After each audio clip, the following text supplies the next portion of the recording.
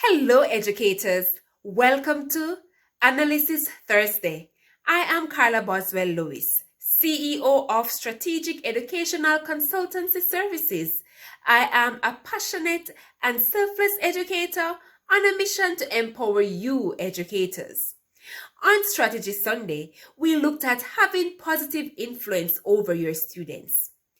Tips were shared on lesson planning, inclusion of motivational tasks or activities that can help to inspire your students just before you start teaching. We also looked at avenues for providing feedback, in which your students will be able to share with you just how they feel and what they would like to have improved as you teach them. And we also looked at normalizing mistakes. How, as educators, we create that environment in which our students feel comfortable that if they make a mistake, they will be provided with guidance. So, just because today is one day before the end of the teaching work week, we will be analyzing these actionable steps. 1. Lesson planning. We did mention inclusion of motivational activities just to inspire your students while you are teaching. Okay? Maybe it didn't happen for you this week.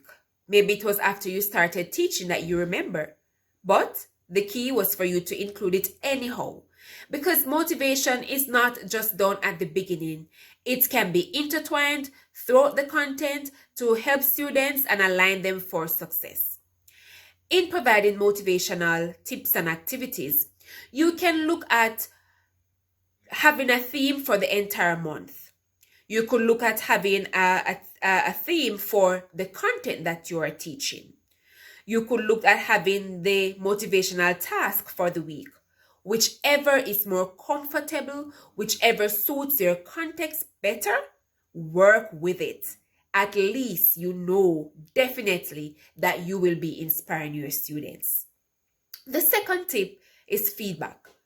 Feedback is very important, educators, as it helps your students to share with you what is it that they like, what could have been improved, how are they feeling, what you could do for them. It opens avenues that you may not even think about. Sometimes it may be through that very feedback a child could share something that you could do to help to change their lives. However you choose to do, remember we're operating in a new normal. So Google Forms would be the best selected avenue. It could also be through creating WhatsApp groups in which students will feel comfortable sharing about the lesson and about the content and what they would like to be improved.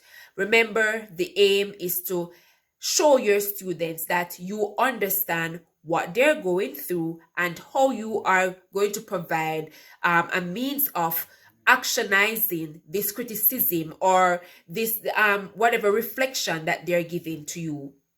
Again, feedback can be done maybe once every 2 weeks.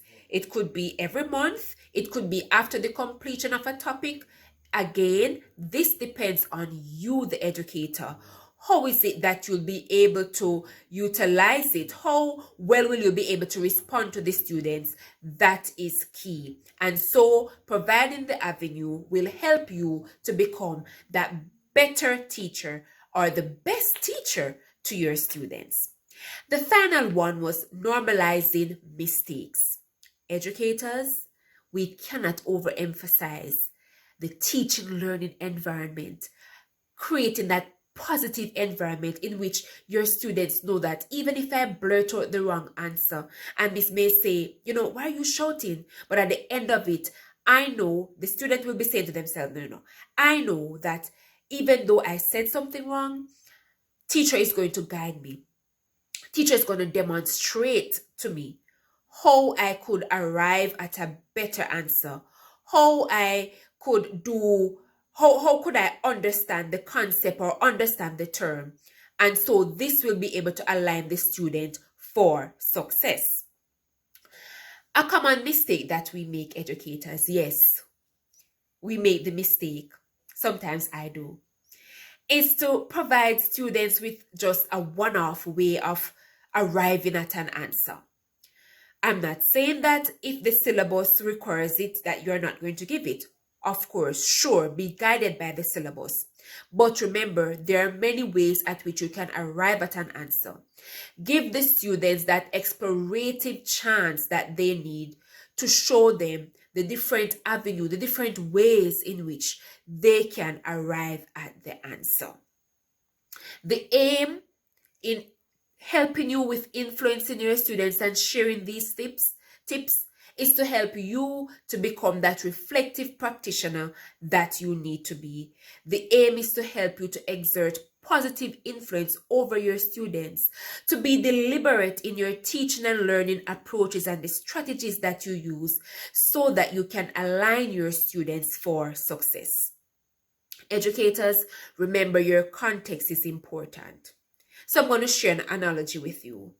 There are some babies, they creep, they fall down, they cry, they get up, they walk.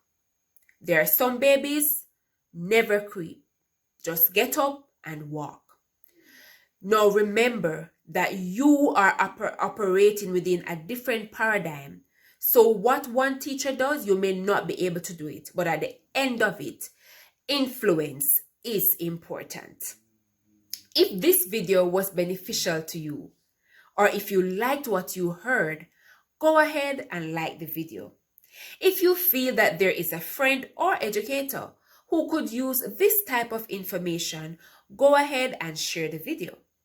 And if you want to get more videos with this kind of information, and if you have not yet subscribed, go ahead and subscribe. Remember, share your thoughts in the comment section. See you on Sunday for Strategy Sunday.